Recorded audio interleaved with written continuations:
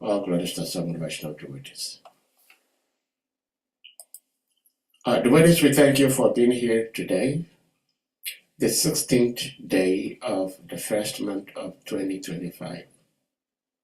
So today should remind us all of our japa. A minimum of 16 rounds. Today is the 16th. And we are very much blessed. We have His Grace, DAYAL MORA PRABHU here, who will be speaking to us from the Nectarian Srimad Bhagavatam. Prabhuji, you very much welcome back to Hare Krishna Africa, and thank you for honoring our invitation. Thank you so much. Hare Krishna.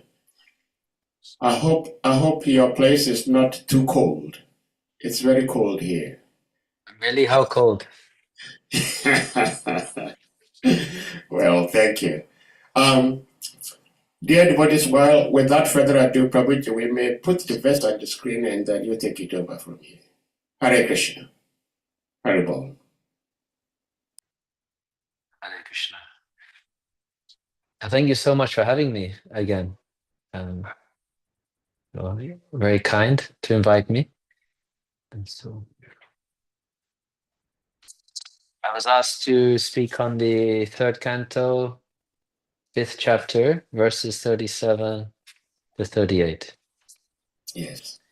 But just before I start, Om Jnana Timirandasya Jnananjana Shalakaya Chakshurmilitam Jena Tasmai Shri Gurave Namaha Sri Chaitanya Manobhishtam Stavitam Yena Bhutale Swayam Rupa Kadamayam Dadati Swapadantikam Jaya Shri Krishna Chaitanya Prabhu Nityananda Shri Advaita Gadadhara Sivashari Gaura Bhakta Vrinda Hare Krishna Krishna Krishna Hare Hare Hare Ram Rama Rama Hare Hare Om Namo Bhagavate Vasudevaya Om Namo Bhagavate Vasudevaya Om Namo Bhagavate Vasudevaya.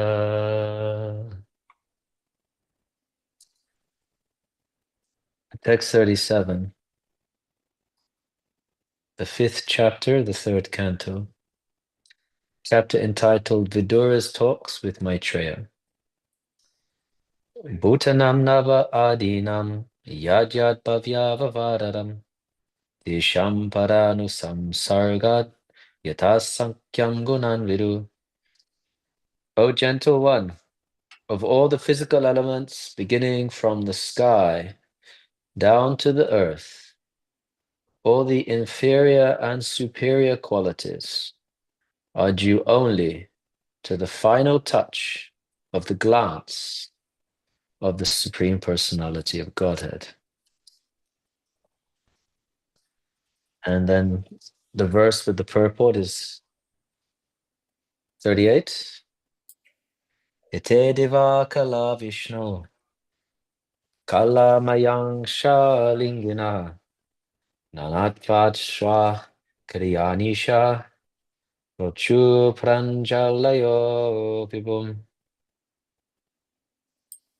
Translation: the controlling deities of all the above-mentioned physical elements are empowered expansions of Lord Vishnu.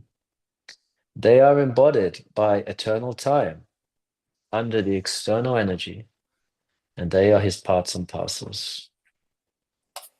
Because they were entrusted with different functions of universal duties and were unable to perform them, they offered fascinating prayers to the Lord as follows. Purport: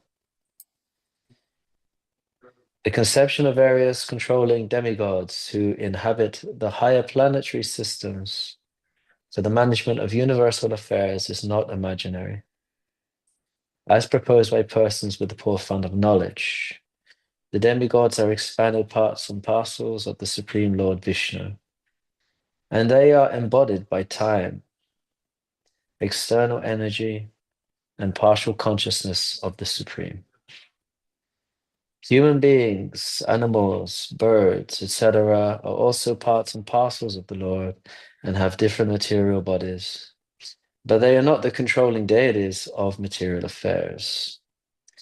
They are rather controlled by such demigods. Such control is not superfluous, it is as necessary as the controlling departments in the affairs of a modern state. The demigods should not be despised by the controlled living beings. They are all great devotees of the Lord, entrusted to execute certain functions of universal affairs. One may be angry with Yamaraj for his thankless task of punishing sinful souls, but Yamaraj is one of the authorized devotees of the Lord, and so are all the other demigods. A devotee of the Lord is never controlled by such deputed demigods who function as assistants of the Lord, but he shows them all respect on account of the responsible positions to which they have been appointed by the Lord. At the same time, a devotee of the Lord does not foolishly mistake them to be the Supreme Lord. Only foolish persons accept the demigods as being on the same level as Vishnu. Actually, they are all appointed as servants of Vishnu.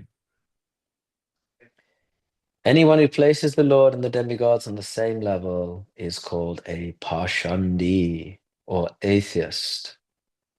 The demigods are worshipped by persons who are more or less adherents of the processes of jnana, yoga, and karma, i.e., the impersonalists, meditators, and fruitive workers. The devotees, however, worship only the Supreme Lord Vishnu. This worship is not for any material benefit as desired by all the materialists, even up to the salvationists, mystics, and fruitive workers. Devotees worship the Supreme Lord to attain unalloyed devotion to the Lord. The Lord, however, is not worshipped by others who have no program for attaining love of God, which is the essential aim of human life. Persons averse to a loving relationship with God are more or less condemned by their own actions. The Lord is equal to every living entity, just like the flowing Ganges. The Ganges water is meant for the purification of everyone, yet the trees on the banks of the Ganges have different values. A mango tree on the bank of the Ganges drinks the water, and the Nimba tree also drinks the same water. But the fruits of both trees are different. One is celestially sweet, and the other is hellishly bitter. The condemned bitterness of the Nimba is due to its own past work, just as the sweetness of the mango is also due to its own karma. The Lord says in Bhagavad Gita 16:19, Tanaham dvishata kruran samsareshu naradhaman Sipam yajasram ashubam asurishveva yonishu. The envious, the mischievous, the lowest of mankind, these do I ever put back into the ocean of material existence, into various demoniac species of life. Demigods like Yamaraj and other controllers are there for the unwanted conditioned souls who always engage in threatening the tranquility of the kingdom of God. Since all the demigods are confidential devotee servitors of the Lord, they are never to be condemned. Namo Vishnu Padaya Krishna Vishtaya Bhutale Srimati Bhaktivedanta Swami Tanamane Namaste Saraswati Devi Gaudavani Pacharane Nivishesha Shunyavadi Pashacha Deshatarane Srila Prabhupada Ki Jai. Okay, so there's quite a few topics were discussed here in this purport, so let's have a look. So the first one here is understanding how all the demigods are the Lord's parts and parcels, as we are. Mamaya Vamsho, Jivaloke, Jivabhutana, Sanatana. We're eternally the fragmental parts and parcels of the Lord. But due to their previous good works and piety, they have a higher standard of living than us. So they are operating in the celestial regions. Beyond this middle planetary system, you have the celestial regions, planets of the demigods. And then you have the higher planets than that, planets of the great sages, Tapaloka, Janaloka, Mahaloka. And then beyond that, you have Satyaloka, the places of Lord Brahma, where he lives. And he even has Vishnu, Lord Vishnu, Kirodakashai Vishnu there on the ocean of milk that he can go and visit and ask questions, get advice from, what to do in certain situations, and communicates with Lord Brahma through his heart. So as we move up through the universe, as you may have read already in Brihad Bhagavatamrita, we see the standard of living or the opulences, the degree of mystic powers, the realizations increase as we move upwards vertically through the universe. And in a similar way, as our consciousness becomes degraded, we have a tendency to move down into lower planetary systems below this earthly realm. Some say within this earthly realm. Doesn't really make much difference. The principle is the consciousness is being upgraded or degraded depending upon who we associate with in this life, and what our activities are, and what our aim is. What are we trying to achieve? If we're looking for material improvement, the tendency will be to go towards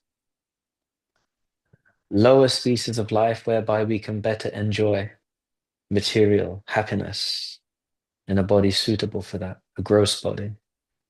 Those who are interested in following religious systems very nicely according to the instructions given to the previous acharyas or the great saints of this world, have a tendency to be upgraded. Their consciousness is becoming purified. They become qualified for a more subtle body in a more subtle realm.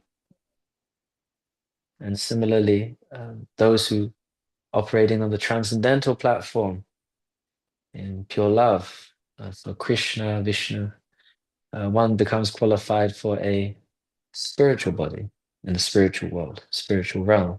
So we can choose which direction we want to go in. Ye yata mam prapajante tams tataiva bhajamyaham mama vatmani vartante. So the idea is that everybody follows Krishna's path in all respect, but he reciprocates with us according to how we approach him. It's said that there's only one path, but are we walking towards Krishna or walking away? Some are walking towards Krishna, some are walking away, some are stuck on the path facing Krishna, some are facing away.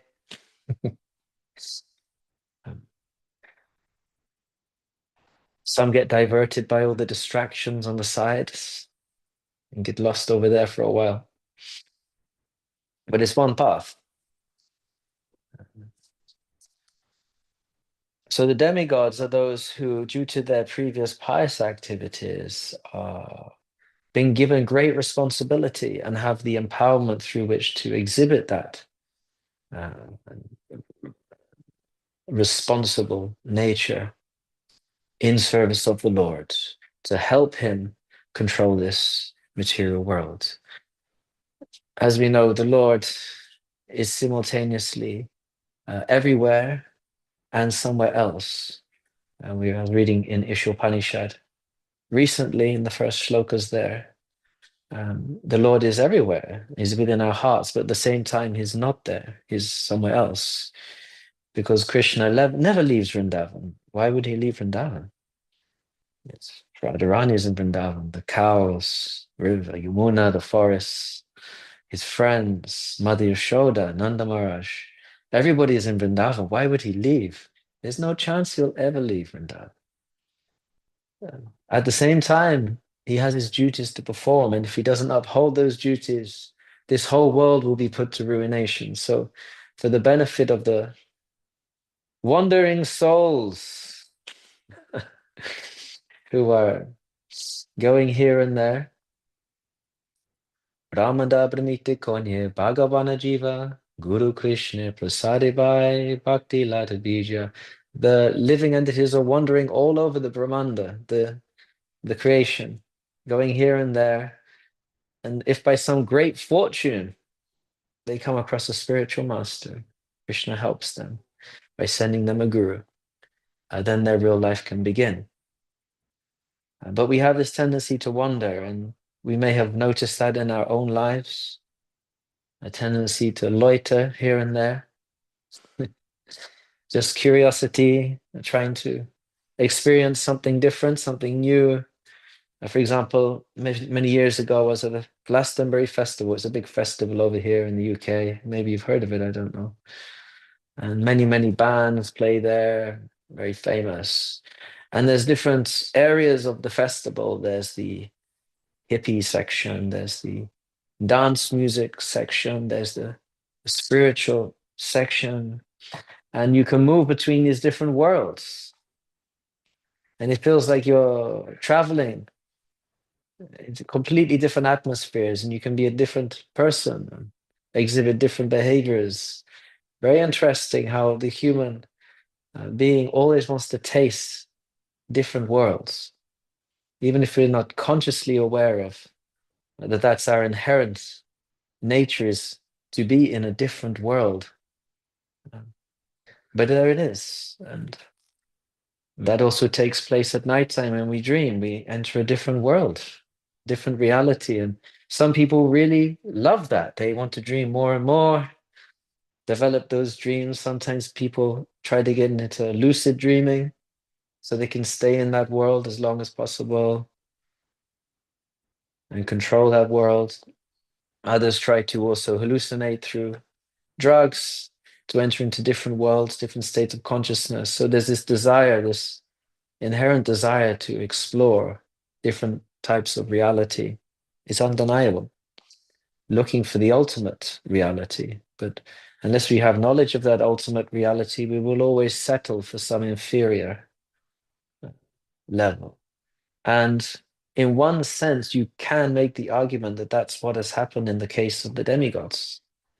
That despite them being great devotees, undeniably they're great devotees. They are servants of the Lord. They are upholding the maintenance of the universe, controlling all the elements, controlling the rising and setting of the sun and the moon, the coming and going of the seasons, every aspect of ourselves, the way our nails grow, our, the way our eyes blink and our heart beats, everything, every aspect of reality has a demigod, which is looking after that. That's his service, to maintain that particular aspect of reality, material reality. It's very important service to do. So it's said there's many millions of demigods because there's so many different aspects of this creation. And then there are categorizations of how important they are. Indra is considered the king of the celestial regions, and many other demigods go to him and worship him. But there are also higher demigods, also even than him. For example, Yamaraj is mentioned in this purport, the Lord of Death. So, of course, as devotees, apparently we don't have to see Yamaraj, which is kind of a relief, because I've heard he's quite a scary character, despite being a Mahajan. But when you see a guy made of fire and checking the list to see what you've done in this life, and I've heard sometimes they make the odd mistake every now and then. But as devotees, we don't have to see Yamaraj, but this is very powerful. This is a Mahajan, very powerful demigod. Even goes up to Lord Shiva. who, despite being a transformation of Vishnu himself, still is within that category of demigods. So these are very, very powerful living entities, way beyond anything we've ever experienced in this life or anything we could practically imagine. Uh, Sometimes these things sound fantastic, and perhaps they seem, oh, this is just some fables, some mythological nonsense from ancient times, and people were just making stuff up and writing them down like Lord of the Rings. But thousands of years later, we think this is real. And now we've developed these religious systems to worship these so-called gods. But where are they? I don't see them. If they were real, there should be some evidence. So you can come up with so many rationalizations to dismiss this source of knowledge, dismiss the demigods. And then on the other extreme, you have those who worship only the demigods. It's even if there is a supreme God, but what has he ever done for me? In fact, I'm frightened to worship Krishna. His name is Hari. Hari means he who takes away. He'll leave me with nothing. Whereas if I worship these demigods, then at least I'll get something out of it. I'll get a nice wife. I'll become very learned, very wealthy, very prestigious in society. Maybe I'll also extend my life. Many material benefits can be gained for worshipping these demigods. And so, although there's no empirical, perhaps, maybe there is, but I don't have at my command any empirical evidence of the existence of demigods. However, in timeless culture, the worship of these entities actually all across the world, in if you look at any of the ancient religious systems anywhere on the planet, they all had this process of worshipping gods, different gods, and those gods would always correspond to the same framework as is presented in the Vedic literature. For example, if you go to Greece or Egypt or in South America, and so many places, the principle of there's a god of thunder, there's a god of the ocean, there's a god of the sun. They're everywhere. So is it possible that they all just made it all up? Or is that continuity evidence of a common intelligence? The people understood that this is a living earth. Mother Earth is a living earth. This is a living universe full of life. Not that there's only life on this planet and everything else is just rocks floating in space. There may be some like little green guys up there with big eyes that kidnap people at night and take them away for experiments. But apart from those guys, it's just nothing up there. It's just dead space. But that doesn't make any sense according to even our experience on this earth, where life is everywhere. In the coldest regions of the planet, you will find life. In the hottest regions of the planet, you will find life. Scientists were shocked recently when they found life even on volcanic ridges, which are thousands of degrees. There's life there too, inconceivably so. So why, if we see even here on this planet, despite how little we've explored it, because it's said in scientific circles that we actually understand outer space better than we do our own oceans. Nobody's ever really explored the oceans properly. We don't know actually what's down there. Maybe some dinosaurs are down there or something. Actually, Prabhupada, when he was challenged on that, where are the dinosaurs? He said, go into the oceans. That's actually where you'll find them. It's interesting, if you look at fossils of dinosaurs, they do actually look more aquatic than, I mean, how else can these giant things exist? And they all have their nostrils on the tops of their head. Did you ever notice that in the fossils? Corresponds to underwater species. Anyway, that's what Prabhupada said. And there are other evidences I've heard in the Congo River that the local people there draw these creatures that look like iguanodons or different dinosaurs that are coming out the river. unexplored areas of the earth. Who knows? But even if they're not down there, there's definitely stuff that's down there that we have no idea about it. So are we so proud to then extrapolate out and say we've understood everything and there's no other life probably, or maybe if there is, it's like this and it's like that, and just speculate away. Whereas the Vedic literature has given us very, very clear information, who lives where you can find them, even how you can access them, how you can interact with them, the means by which to do that, and to receive the results, the benedictions. And that's something which has been tangibly experienced for thousands of years. There's no reason to just dismiss it because it doesn't match up with our very shallow three-dimensional view of reality.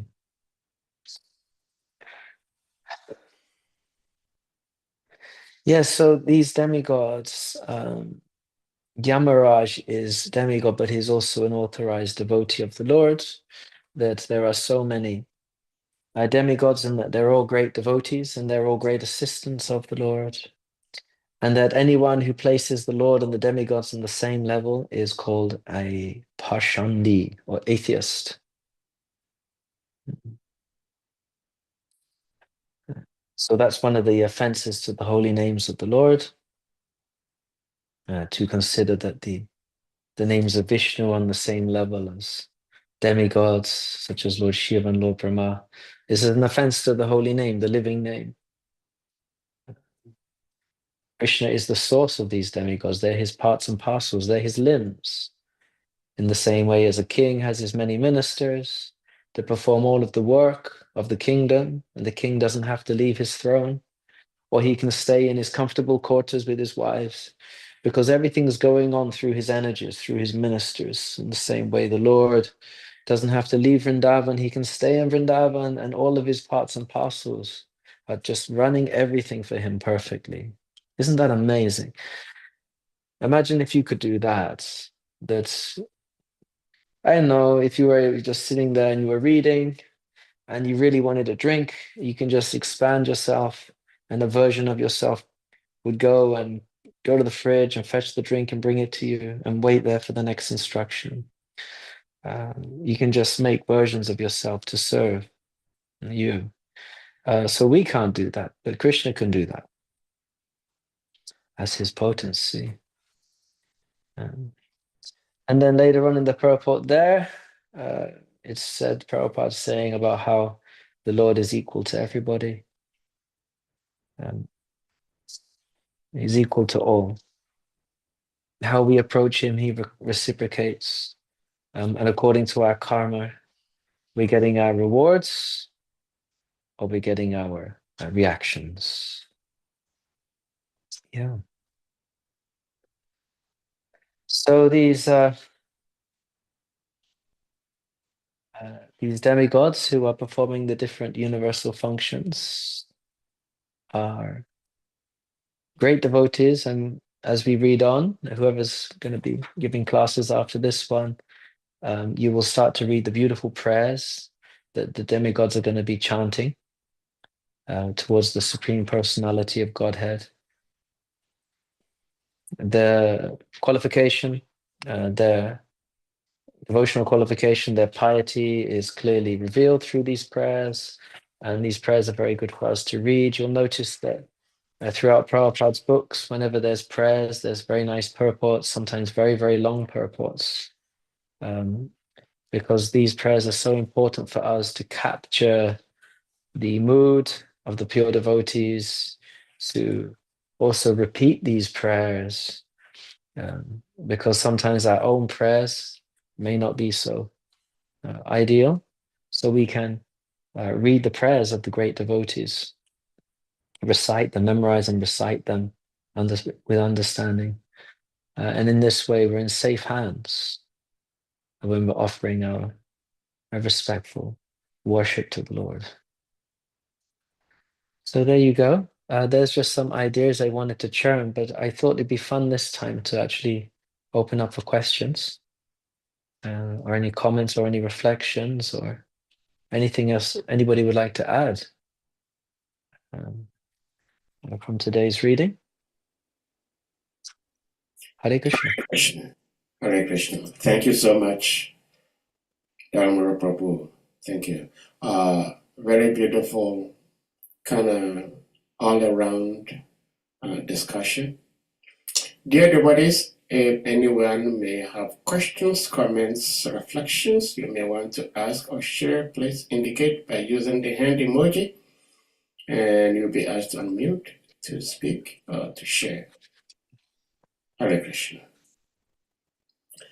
Prabhuji, I've been wondering, I think it's the third offense against the chanting of the holy names of the Lord. That states to consider the names of demigods like Lord Shiva or Lord Brahma to be equal to or independent of the holy name of Lord Vishnu. And I know that Lord Brahma is a Jiva Atma.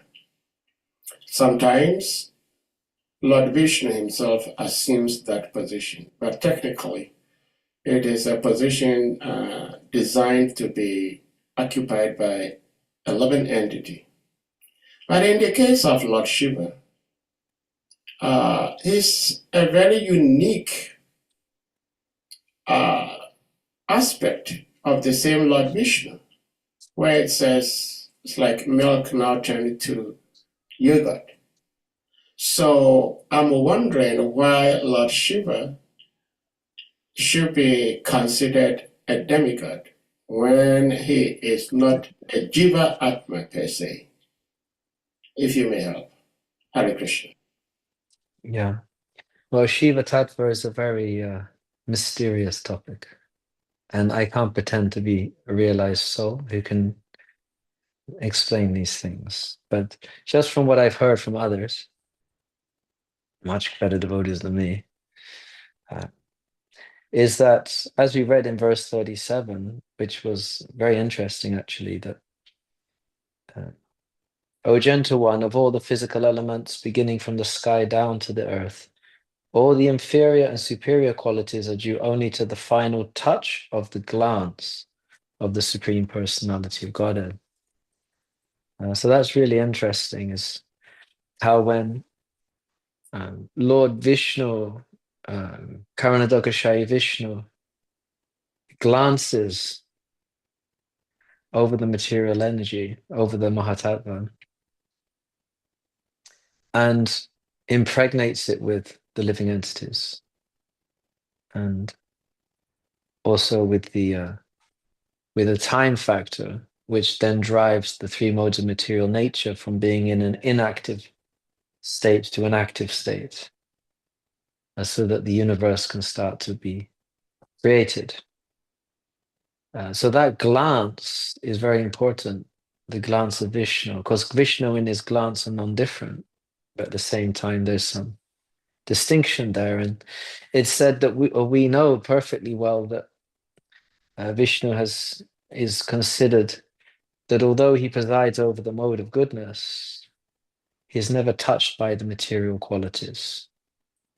So he's never contaminated by goodness, passion, or ignorance. He's always situated in pure goodness.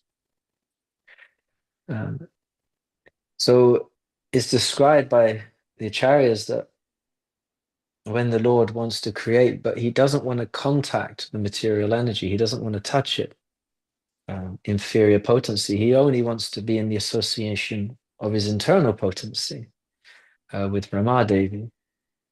So what he does, he glances, and his glance is Sadashiva, which is, it's Vishnu himself, but Vishnu who has been transformed in contact with the material energy to perform the work of Vishnu, but in a form that's willing to embrace the material energy.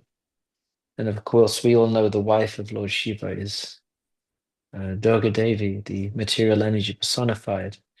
So Lord Shiva is willing to take on that service. So he's the Lord, but he's been transformed by, like milk is transformed by the touch of an acidic substance into yogurt. So similarly, Vishnu is transformed into Lord Shiva. So the transformation goes one way. Milk goes into yogurt, but you can't turn yogurt back into milk. So it's a done deal. So Lord Shiva operates as a servant of Vishnu, and although he's a transformation of Vishnu, so technically he's non-different, but at the same time he is different, and he's presiding over the mode of ignorance, although he's not contaminated by the mode of ignorance, but he is in touch with the material energy. He's married to the material energy personified. So that is the difference. So then that service attitude to Vishnu, plus having an important position in universal functions, such as the destruction of the universe, for example, puts him in the category of demigod, despite being not a jiva, despite being Shakti. Despite being Shiva Tattva in his own category, not Jiva, not Shakti, not Vishnu. Though interestingly enough, there is a hint in one of the Sandarbhas that, I don't really want to say anything completely crazy, but there's odd occasion where even Lord Shiva could be a Jiva, but it's just kind of mentioned by Jiva Goswami. And I don't really know any more than that, but I don't, so I'm not an authority on these things, but generally speaking, even that being the case, but just the role he plays is more in line with that of the demigods rather than that of Vishnu Tattva. All right. Thank you. Because, I very much concur with what you're saying, because I can't remember, but somewhere in the Bhagavatam, Srila Prabhupada explains that Lord Shiva is the father and Mother Durga is the mother of all the 11 entities. And so when Lord Shiva and Durga unite, then there is conception, then the 11 entities are released into the material cosmos. So thank you for stating that the glance of the Lord is actually Lord Shiva. And I never thought about it that way, but it makes a lot of sense. Yeah, thank you so much. Yeah, because there's that verse, Aham bija pradapita. So when the Lord glances, he impregnates the material nature. So the material nature is Durga, and she combines with Shiva, which is the glance of Vishnu. And then the living entities come out of the material energy like that. So it's very interesting, isn't it? Yeah, very interesting. Very interesting. But Yamaraj is certainly a living entity. And the old adage that to err is human, I believe, does not only apply to humans on Earth planet, but all beings that are human-like within this material world can also make mistakes. I heard one story His Holiness Jayapataka Maharaj shared some time ago that Yamaraj one time made a mistake of picking up the wrong person. And there is this story about Savitri also, who also challenged Yamaraj and was able to save her husband from being picked up by Yamaraj. So my question is, if these demigods who are administrators to the universal affairs of the Lord can make mistakes, and their mistakes to we, the lower level entities, can be very, very hurtful, then do we have any right? If Yamaraj comes to pick me up when it's not my time to be picked up, do I have any right? And if I have any right, who do I go to? Whom do I complain to? Prabhuji. Hare Krishna. Maybe we should write a letter to the GVC.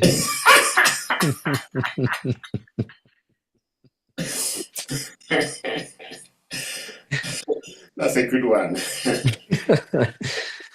No. It's a really good point because we see throughout the scriptures that there are mistakes made, and Lord Indra, for example, makes plenty of Yes. mistakes, Yeah. and that's part of this world. Is part of being an imperfect creature means we will make mistakes, and so that's something that we should all meditate upon. That sometimes we have unrealistic expectations upon living entities. For example, if somebody has taken the position of a guru, we may have unrealistic expectations that they can never make a mistake. And there's even statements in scripture which say the guru is never wrong and so forth. You've read those statements. And so we may develop this kind of fanaticism that the guru is perfect, spotless, can never do wrong. But then when it turns out that there is some fault, we may suddenly lose faith. We may suddenly leave the movement, or you join a rival movement, or start a website, or internet them, or do something to punish them, and dedicate your whole life to just bringing down the movement. People do that. So that expectation is a dangerous thing. Nobody's perfect. Even Lord Brahma, he went after his own daughter. So he technically speaking, the CPO, should have got in there and banned him, and he should no longer be the head of our sampradaya. So, but there you go. People make mistakes. It happens. It's not good. And so there's that human element, and it's so important to distinguish between Guru Tattva and the person. The guru is there, he's the representative of God, but he's still a person. And we should learn to love that person as well, not just to become very disheartened when there seems to be some fault, because there will always be some faults. It's Kali Yuga, Kale Dosha Nidhi Rajan Asti Hyako Mahaguna, Ketanadeva Krishnasya Mukta Sangha Parambraja. There's always fault in this ocean of faults in the age of Kali Yuga. Even the demigods can make mistakes, and what to speak of us. And so then the question may arise, well, how can we surrender? How can we put these people in positions of power and authority if they're going to make mistakes? They shouldn't be allowed. So then, that's very nice you know, in a perfect world, but there is no utopia. You just have to put the best person you have at the time in the position and wish for the best, really, and just see how they get along and let them do the best they can. Encourage them and serve them. And if they may make mistakes from time to time, uh, that's to be expected. But as long as the principles are being maintained, and if the person makes a mistake, they're willing to listen to the feedback and try to grow and improve, then that's the principle. I mean, I don't want to get into specifics because there's always extreme cases as well, which are different. But we should never expect to find utopia in this world, even in the celestial regions, you know. There's only one perfected being, and that's Krishna. Our imperfectness is perfection in his creation, because that's creating all the diversity and all the enjoyment, all the happiness, the curiosity, the fun is when people make mistakes. Can also be funny. Like a sleepy Joe Biden when he trips up going up the stairs is funny. It's a mistake. These are things in life which make it interesting. So it's also said that failure is the pillar of success. We know from the corporate world, and if you have to fail over and over again before you get it right. Prabhupada himself, he failed over and over again with the League of Devotees and trying to set something up, and Before he finally, caught the waves at the time, it took him a full year in New York before he got any traction. So many mistakes. But all of those mistakes ended up being just part of the learning experience, learning curve. So we shouldn't expect that our demigods are also perfect. They're also imperfect. They're also learning, but they've got such a powerful role, and there's so much pressure on them, so much expectation on them, and so much Maya to deal with. And we shouldn't be surprised if occasionally there's a little trip. But I mean, if it's still the best person for the job, then if there's somebody new and up, who can do it, great. But if not, then someone's got to do it. Yeah. Wow. Thank you so much, Prabhuji. I have something to ask, but we have His Grace Shuman Varahacharya Prabhu's hand up. So, Prabhuji, you may unmute, but I'm very much fascinated by the phrase, our imperfection is the perfection in creation. Very beautiful line. Thank you so much. Shuman Varahacharya Prabhu, please, you may unmute. Hare Krishna Prabhu, please accept my obeisances. All glories to Prabhupada. All glories to Sri Guru and Gauranga. Thank you very much. Wonderful exposition.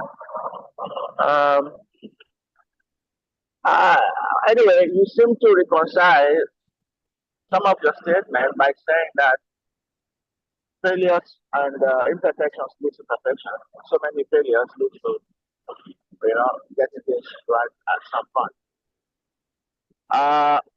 But the statement that no one is perfect, you cannot be perfect, seems to be at variance with what the scriptures demand of us. The Bible says, "Be thou perfect as your Father is in heaven, as your Father is perfect."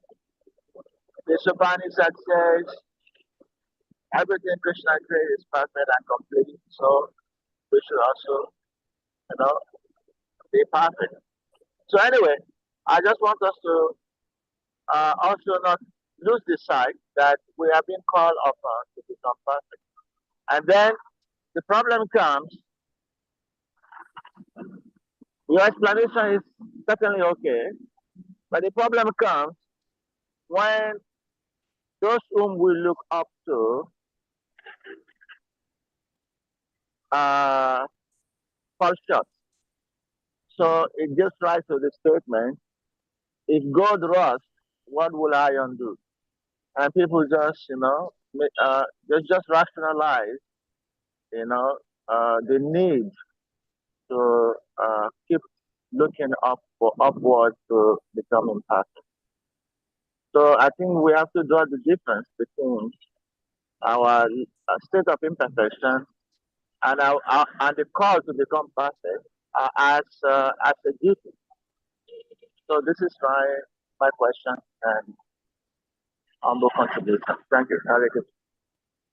Thank you. So, sorry, could you just say again, what exactly was the question at the end there? Yeah. So my question is, if we can reconcile the need to aspire towards perfection, because the scriptures demand this of us. Otherwise, we will encourage rationalization, and people will not want to, strive to meet the mark. So that is my fear. Sometimes when we try to, explain away why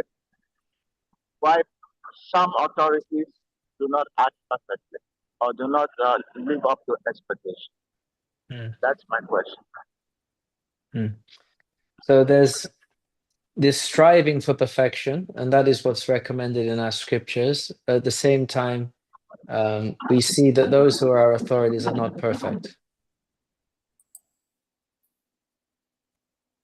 Yeah, so we are encouraged to become perfect.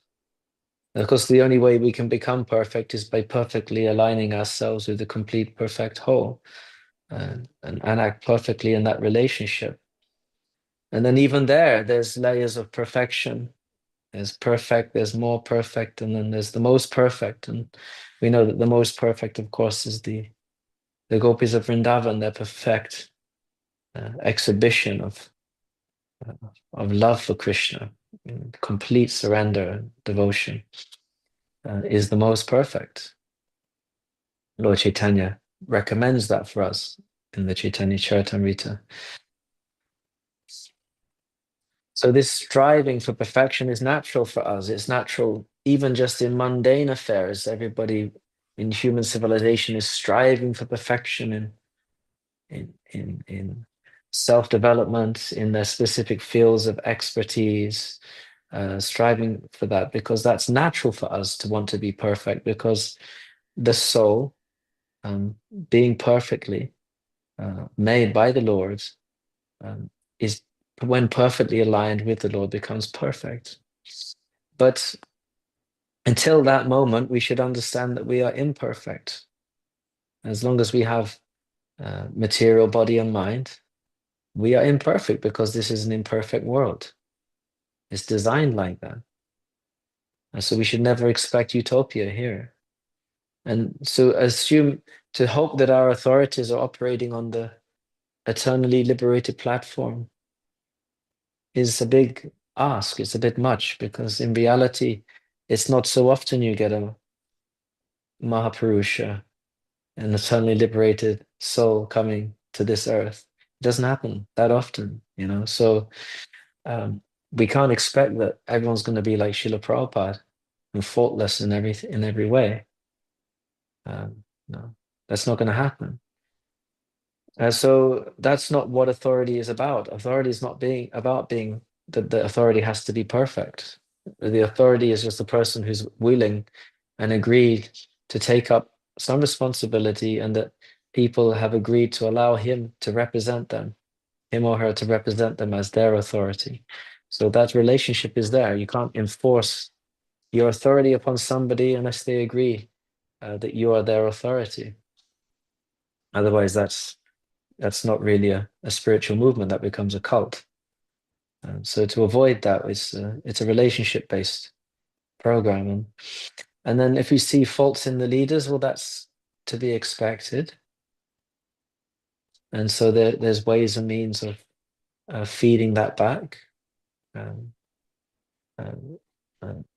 Whether that's through speaking to that person's authority, or speaking to that person's equal, or if you have a relationship with that person, just speaking to them directly. If it's your position to do so, then there are ways to help our authorities to improve also. And of course, we know that Bhaktisiddhanta Saraswati Thakur famously said that when we point the finger, there's always 3 fingers pointing back at us. So we should understand that we are also not perfect, and sometimes our imperfect perception of another person's imperfectness is also flawed, and that we may also not be understanding things fully. So this is not an easy topic to discuss in just a few minutes, and you could do like seminars on this. I think devotees do. Yeah. But This certainly is a very complex and delicate topics, but I see His Grace Shumbaracharya sent up, and Mitravinda Devi Dasi sent up. But one quick thing I just wanted to say, which is in line with Shriman Varahacharya's question, is that he was saying that we are imperfect, but we are striving to perfection. And even though it is a fact that we live in an imperfect world, we are imperfect, but there are certain expectations of us, especially of the leadership. And while we admit and accept that this leader is not perfect, so he can make mistakes, if it becomes a habit that this particular leader keeps making mistakes, and the people also become complicit that, well, what else do you expect? He's an imperfect being. Then where do we go from here? And this has led to so much chaos. I do not want to put you in the limelight because I believe we all know what's going on with the CPO, like you mentioned, right? I do not want us to go there directly or technically speaking, but there is always an expectation. And Lord Brahma, who is the topmost of our line, you mentioned, he made mistake, and his position was not taken away from him. But as I understand, he himself had a regret. And in fact, when he did that, he actually consumed his body. His body was consumed out. So I'm saying that we are humans, we can make mistakes, but when we make mistakes, we should recognize, admit, and try to improve on it. So with that being said, maybe we go back to Srimad Bharata Prabhu. Maybe you wanted a continuation to your question. Hare Krishna. No, no, no, So, no. It's the former. I just brought down the hand. No, no. It is Oh, the former hand raised, right? oh, okay. So, Thank Mitraven, except down Moro Prabhu, if you want to say something to what I said. Otherwise, we'll go to. Actually, what I said is Hare more Krishna. a comment. So maybe we go to Her Grace Mitravinda Devi. Hare Please. Krishna. Thank you so much, dear Hare Krishna. brother. Please accept my obeisances. All glories to Srila Prabhupada. I just wanted to say, as a general notion, which uh, can oftentimes, I'll say, especially in this age of Kali Yuga, but even in this recent age, there seems to be a desire to, be attracted to people who come to Krishna consciousness with very wonderful, amazing, and shiny um, qualifications that work in the corporate world.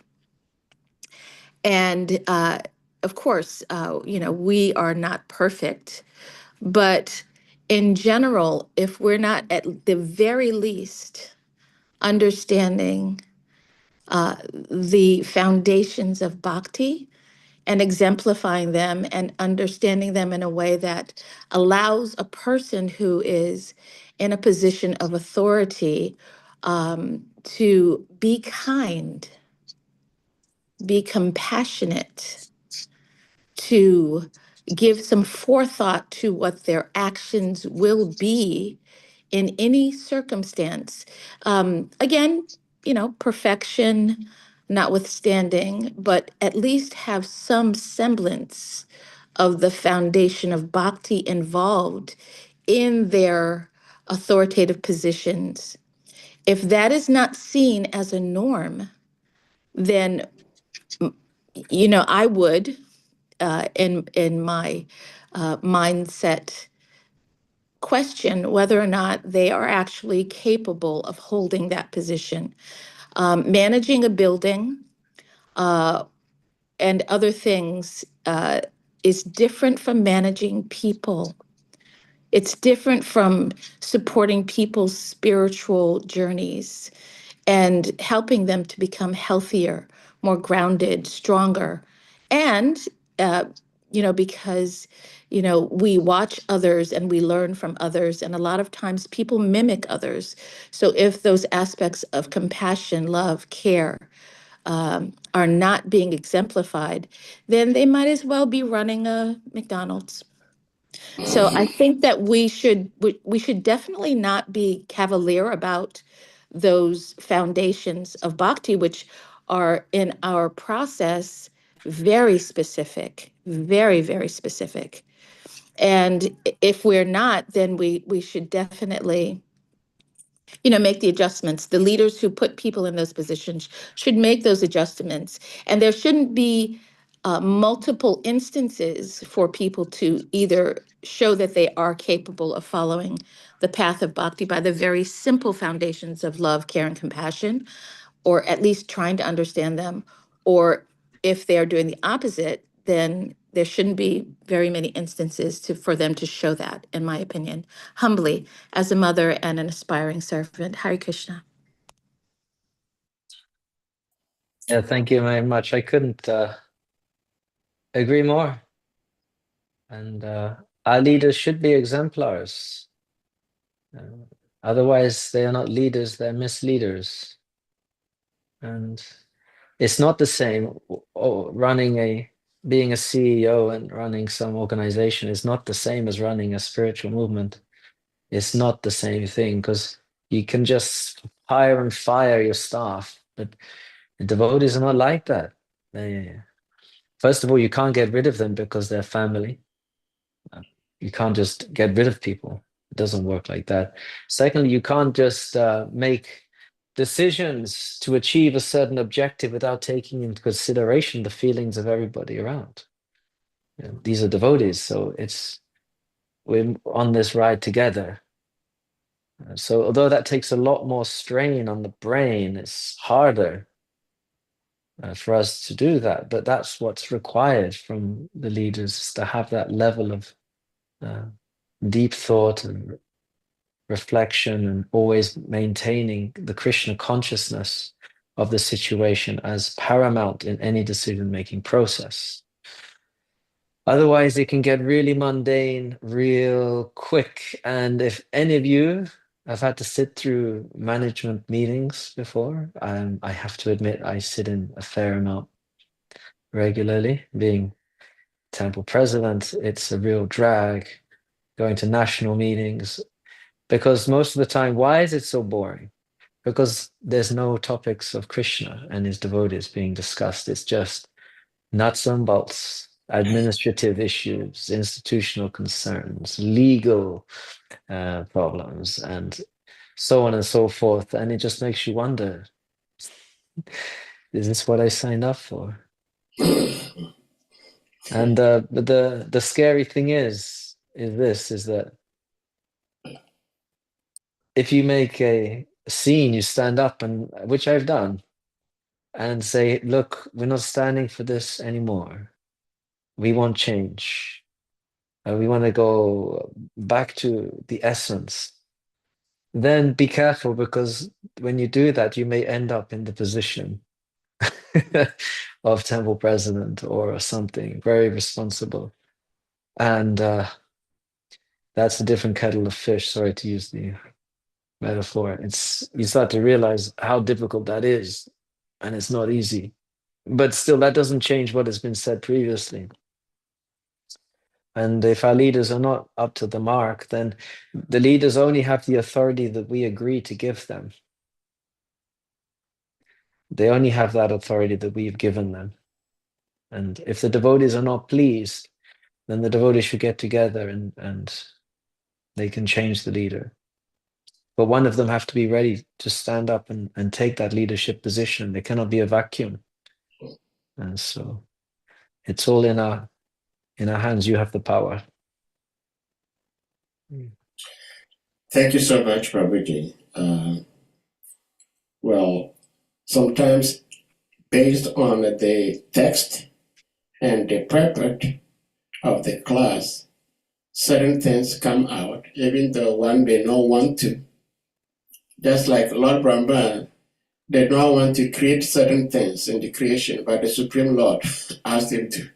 So this particular class reminds me so much of my Gurudev, His Holiness Bhaktivedanta Swami Maharaj, because my Guru helped teach the world, and more particularly to his disciples, that if we try to imbibe his teachings, there is nothing that will make us leave ISKCON. Because Gurudev presented to us both the ideal world and the real world.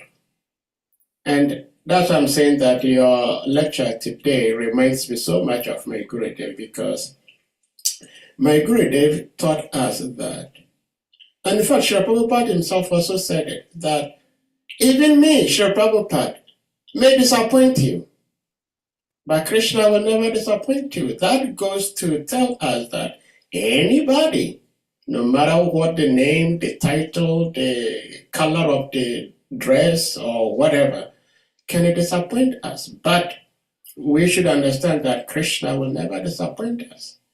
And those who are members of this wonderful organization, when we find that there is shortcoming in any part of our ministry, any part of our department, then respectfully, we approach and we try to address it. And like you said, if that be the case, someone should be prepared to step up, because they cannot be vacuum. So one thing I admire very much is that we should not have this utopian idea that everything is going to be rosy all the time. It never happens in this material world. So thank you so much for sharing this matter of fact, real world situation with us today. And we pray that we can try to do better. Thank you so much. I can honestly say it's been a great honor to be with you all here today, and I'm so grateful to have the opportunity for your sangha and hear your wisdom. And I'm praying that you'll invite me back another time to continue this relationship. So thank you so much. Definitely. We love to have you more and more, MORA PRABHU. I like the way you speak, in the sense that you're quite versatile. You touch on almost every single important angle of our scriptures. And I think that is something Srila Prabhupada recommended, that we should study his writings from different fields, different angles. So thank you. Bhakta Hassan, please give me unmute. Hare Krishna. Sorry, MORA PRABHU, you know, this is a platform of questions. So we're sorry, we're bombarding you with questions. But No, I like the questions, but I Okay. have to admit that I will have to leave in 10 minutes. Oh, for sure, If yes. that's okay. 10 minutes is much more than we were actually expecting. So thank you. But Hassan, please, go ahead. I'm sorry, please. Your Grace Hare Prabhu, how can I address him? Maharaj or His Grace? Oh, Prabhuji, you say His Grace, Prabhuji. Oh, Hare Krishna, Your Grace, please can I accept my respectful obeisances? All glory to Gurudev, all glory to the Prabhupada, and all glory to the wonderful Assembly devotees. Thank you for the wonderful class. Your Grace, my question is about the demigods. For instance, for example, like the Lord Brahma, who had four heads, and there's another Brahmas who have more than 4 heads, and like Garuda, Ganesh, all of them, they are divine creatures from Krishna. We pray to them, and for instance, Lord Ganesh, people pray to him for protection. Narasimha Dev, we pray to him for protection, who is God himself. And for instance, Ananta Shisha, who is Lord Balaram, we pray to them. But my question is, if they appear to us physically, for instance, me, I'll just run away, because in this in this material world, they have made us to understand that those kind of creatures is like evil or devil or something, because even I heard a lot of classes, if somebody is very handsome or something and he's behaving a devilish way, we can say that he's a devil in disguise. So my question is this because of we don't have physical association with them? Or is it how it has to be to have this kind of fear, which is good for us if we see them physically? Because, for example, people who do astral projections, they say that you can see a lot of entities, very scary ones, but they can have interactions with them. So my question is, why is it like that? Why does Krishna make us feel this way? Hare Krishna, this is my question. Thank you. Thank you, Dr. Hassan Prabhu. So it's important to separate these two categories of living entities. You have the demigods and you have the demons. Mhm. And both the demigods and the demons can be with celestial mystical powers and so forth, but they have very, very different qualities, and the experience in interacting with them is completely different. So demons, devils, or these weird creatures that you see during astral travel or under the influence of DMT or ayahuasca or whatever guys are into these days, this subtle plane, astral projection plane, these creatures are not the same as the ones from the celestial regions, the demigods, and the experience is completely different. If one would see a demigod, it would be more like when one in the Bible sees an angel Gabriel comes, shining effulgence and filling the room with light and love and uplifting one spiritually, giving a very good message for the benefit of mankind. This is the experience one would receive from interaction with the demigods. It's a completely different thing. They are also extremely effulgent, extremely kind and powerful and loving, and they're all devotees of the Lord. So there are many people out there who have had these kinds of experiences and think that it's some kind of alien experience. And sometimes these alien experiences are very horrible as well, because you have demons and you have demigods, and it's important to understand that there's good and evil in this universe.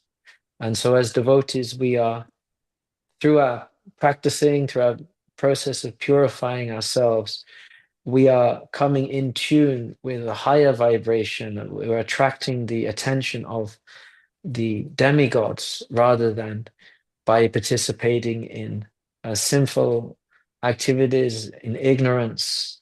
Those people are attracting the attention of demons. So we can choose our association through our conduct in this world. So there's nothing to fear, actually. If you perform bhakti lifestyle, we are eliminating the opportunity for these low moded creatures to come into our lives, whether on the physical or subtle plane. We are protecting ourselves with the Maha Mantra, with Lord Nrsingadev's mantra, by wearing tilak, by wearing neck beads, by taking prasadam, by associating with devotees, by saying your prayers, worshipping your guru. You are protecting yourself with like a code of transcendental armor. And so we can't be affected by demons. So there's nothing to fear. Yeah, thank you so much for the wonderful question, wonderful answer. Because sometimes I'll be thinking, we pray to Narasimha Dev, and even before we go, he's already there. But sometimes it occurs to my mind, if Narasimha Dev appeared to me, what am I going to do? Yeah. I know exactly what you mean. Sometimes I wonder if Radha and Krishna jumped off the altar, how many people would run out the room screaming? Yeah, so thank you so much. It will be a very fortunate to have that experience, but sometimes you can also think, oh, I'll run away or something, but I know that was not going to happen. Thank you so much, Your Grace. Hare Thank you. Krishna. Hare Krishna, thank you so much, Dr. Hassan. And Dal Moro Prabhu, we can't thank you enough. for being with us and sharing your love and wisdom with us. And we hope you stay warm. And we hope to see you again sometime very soon. And with that being said, dear devotees, we're going to humbly request you all to kindly unmute, and we all chant Hare Krishna mantra to express our appreciation to our revered speaker, His Grace, DAYAL MORA PRABHU, for spending this valuable time with us today, sharing his love and wisdom. Please, so you may all unmute. Hare Krishna. Hare Krishna, Hare Krishna, Krishna Krishna, Hare Hare, Hare Rama, Hare Rama, Rama Rama, Hare Hare. Pancha kalpa tarivasya, kripa sindhuvasya, Titanam Pavanadiyo His Grace Doya Mora Prabhu Ki Jai. Jai. His Confounder Acharya Srila Prabhupada Ki Jai. Jai. Our glorious assembled devotees. Hare Krishna.